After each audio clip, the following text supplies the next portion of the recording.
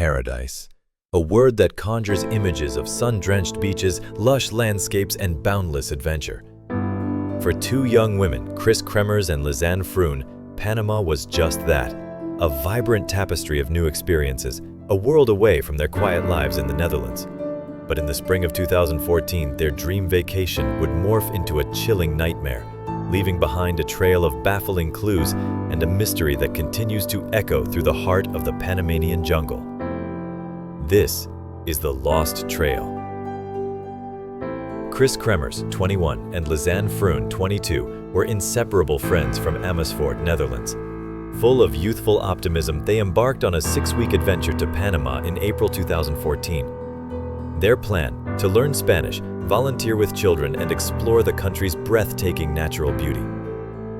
Their base was Boquete, a picturesque mountain town nestled amidst coffee plantations and the verdant cloud forest, a gateway to adventure.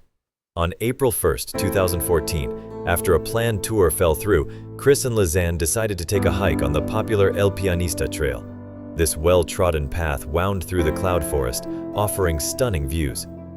They were last seen by a local family they were staying with, heading towards the trail with a small backpack, dressed in light clothing. They told the family they'd be back for dinner. They never returned. When Kris and Lisanne didn't return, alarm bells rang. The local family, then their host family, and eventually Panamanian authorities launched a massive search operation. Helicopters, trained dogs, and hundreds of volunteers scoured the dense, unforgiving jungle. Days turned into weeks. The initial optimism faded, replaced by a growing dread. The rainforest, so beautiful, now seemed to swallow all hope, offering no trace of the missing women. 10 weeks after their disappearance, a local woman discovered a backpack near a riverbank far from the El Pianista Trail. Inside were Kris's and Lisanne's phones, Lisanne's camera, sunglasses, water bottles, and 2 bras. The contents were water damaged, but the data was recoverable. The phones revealed a chilling timeline. Just hours after they entered the trail, both phones attempted to dial emergency numbers repeatedly for days. Then, silence. No signal. But the most baffling discovery came from Lisanne's camera. Between April 1st and April 8th, over 100 photos were taken. The vast majority were normal daytime shots.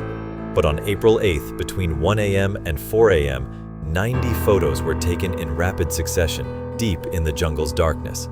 They were blurry, abstract, and deeply unsettling. A close-up of Kris's hair, a mysterious red light, a stick with plastic bags and toilet paper, a blurry riverbank. What were they trying to capture? What horror unfolded in those dark hours? The discovery of partial remains months later, identified through DNA, only deepened the mystery. The official explanation points to a tragic accident, a fall, disorientation, and succumbing to the elements. But the strange phone activity, the baffling night photos, and the lack of a definitive cause of death fuel endless speculation. Was it a wrong turn, a sudden storm, or something more sinister?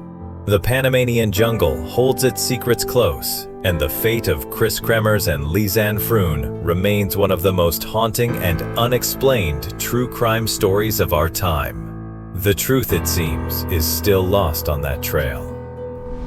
Join us again on Tales Beyond Borders as we continue to explore the world's most profound and baffling mysteries.